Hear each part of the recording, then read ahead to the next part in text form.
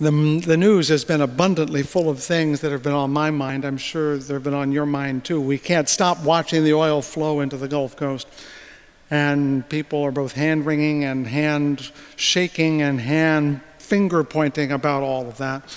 David Brooks commented on this along with Bob Herbert, two columnists I read a great deal. I like David Brooks, though he calls himself a conservative, because he reminds us that we have now created systems so complicated that we can't keep track of them. Our technology is now so elaborate that we can't stop it from screwing up. No matter how hard we try, a little humility would seem to be in order on everyone's account, but we live in parlous times, and humility is against the rules, apparently. Only braggadocio applies. So much so that this week, at least last week or this, someone in Great Britain announced the creation of the first artificial bacterium. We are literally making cells out of stuff now, and it's growing. I'm sure a movie with a hideous name like The Bacterium That Ate London will be along in a moment or two. Do we all remember those movies back in the 40s and 50s when technology ran amok and there was the amazing 50-foot woman and It and all those other things? Those were days we felt like technology was out of control, and that was before all the technology we have now. Boy, we are in need of some humility. And the good news is Memorial Day is a place where humility is in order.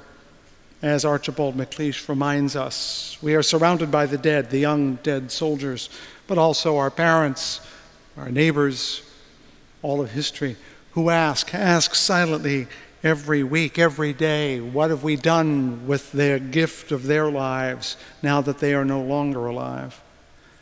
Of course, it's focused on the military dead, and well, it should be. One of my earliest memories is of going to Arlington National Cemetery when I was a boy. We lived in D.C.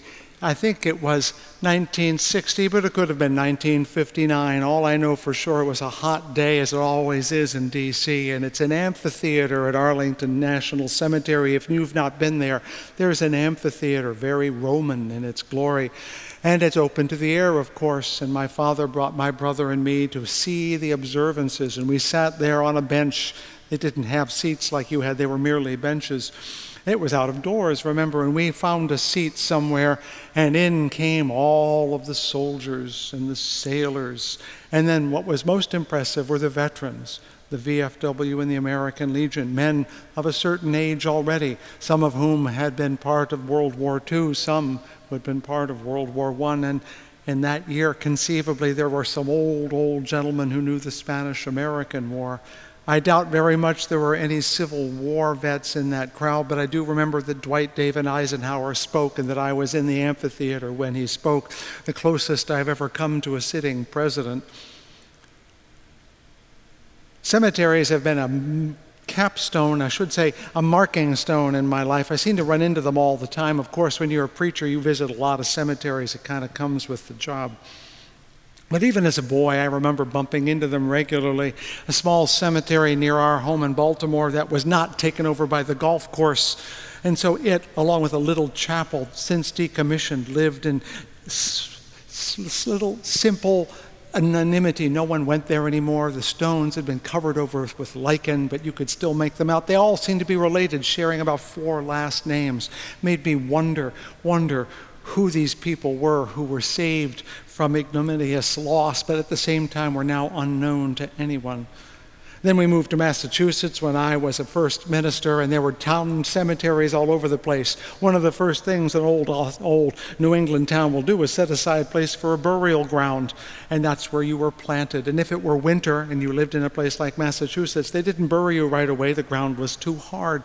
So they built a little stone house called the town tomb, where you, or what was left of you, would wait until the ground had thawed enough they could dig a hole and put you in. I remember visiting more than one town tomb days before backhoes were commonplace. In my previous church in Brooklyn, they owned a cemetery, literally a piece of a cemetery called Greenwood Cemetery, which is in Brooklyn and looks down onto the harbor. From the very top of it, a place called Vista Hill, the place where the church had bought land 100 and some years ago, one could look all the way across to Manhattan, see the Statue of Liberty, and there, planted in that little row of, shall we say, grove of graves, where I planted more than one, was the founder of the Hungarian Republic, who died in the United States and fell into our hands as the Unitarians, Lajos Kossuth, there under a monument. Cemeteries are marvelous places. I dragged my children to them all the time. They were very grim about the whole thing until they discovered they were really the quietest places in a busy way. We visited cemeteries in Rome. We went to the Cimitero Acattolico. Do you know what the Cimitero Acattolico is? It's the non-Catholic cemetery. It's where those not in Mother Church were allowed to be planted discreetly outside the city walls, but just. The city wall literally runs alongside it, near the Pyramid of Cestius, which is a monument to an ancient Roman. And there in that acatholical cemetery are the Jews, the Muslims, the Protestants, living in an interfaith glory and consanguinity that we would never see in real life. Maybe when we're all dead, we'll actually get along for a change. John Keats is buried there. I found that really interesting. And the only way you know it's John Keats is because the person next to him says he's buried next to John Keats. John Keats's grave is otherwise undesignated. Cemeteries are marvelous places. I spent an Easter Sunday in the cemetery Montparnasse in France, visiting Alfred Dreyfus, which seemed appropriate on Easter Sunday. I'm talking about cemeteries because memory is important. In this country, we call it Memorial Day. It was called Decoration Day even when I was a child. Do you remember Decoration Day? Of course you do. Does anyone remember where it came from?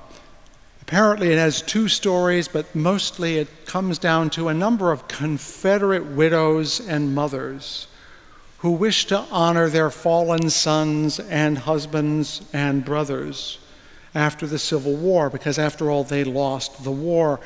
And for them, the question of how to redeem their lives was very much on their minds. Here in the Union, we knew why they died. They died to save the Union. And while there was still personal loss, the meaning of their lives and deaths was more apparent. Hence those terms from Archibald MacLeish. But to the Southern families who lost the war, and lost it for a very good reason, because they defended an ignominious cause, why did their sons, their fathers, their husbands die? And so they came to decorate their graves, to remember them. Just the act of remembering became important. But of course, once they started decorating graves down south, Union widows would not have the last of that, and so they started decorating their graves as well. And ironically, as the dead meet in death and get along better than when they're alive, we found ourselves growing together as a country around the memory of the dead. And Memorial Day, Decoration Day, was a time to unite North and South in the shared memory of loss. Of course, this also had a way of papering over the differences that still remained. William Faulkner, a great writer, once observed about memory that, well, as he said, the past is never dead, it's not even past.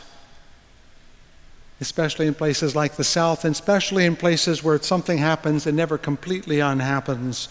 Not only are things done, they continue to linger on and affect our lives. We ended slavery but got Jim Crow. We ended segregation, but now we have the same thing in other forms. So we're still dealing with what? The dead. We're dealing with, Archibald MacLeish is right to remind us that there is a persistence of memory.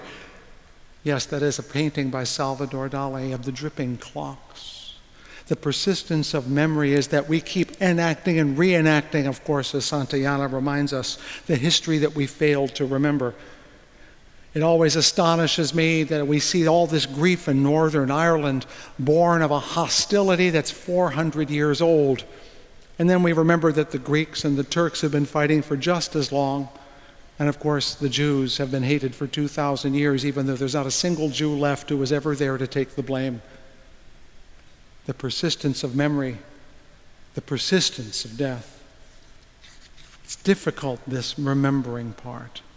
And I want to talk about it theologically for just a few moments, because I'm coming to an end of a series of sermons that Matthew and I have been doing all the way through the year on the spirituality of youth and adulthood and now age. And I want to talk about memory because one of the course, stereotypes of the old is that they do nothing but sit around and remember the good old days.